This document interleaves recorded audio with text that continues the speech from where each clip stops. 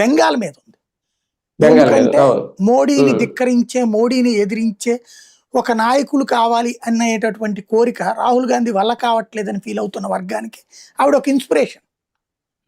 కాబట్టి ఆవిడ గెలవాలని కోరుకుంటున్నటువంటి వాళ్ళు మన తెలుగు రాష్ట్రాల్లో ఎక్కువ మంది ఉన్నారు, మన దక్షిణాది రాష్ట్రాల్లో ఎక్కువ మంది ఉన్నారు. కాబట్టి ఇక్కడ ప్రచారం జరుగుతోంది అంతే. బేసిక్ గా అయితే ఈ ట్రిప్ అస్సాం బీజేపీ మళ్ళీ గెలిచేస్తుంది, వాళ్ళ దాళ్ళు వచ్చేసినట్టే. పాండిచ్చేరి ఎన్డీఏ గెలుస్తుంది, వాళ్ళ దాళ్ళు వచ్చినట్టే. ఈ రెండిట్లలో బీజేపీ ఓడిందా పెద్ద దెబ్బ, బీజేపీ మూలానికే దెబ్బ, రేపు మోడీకి కూడా దెబ్బ.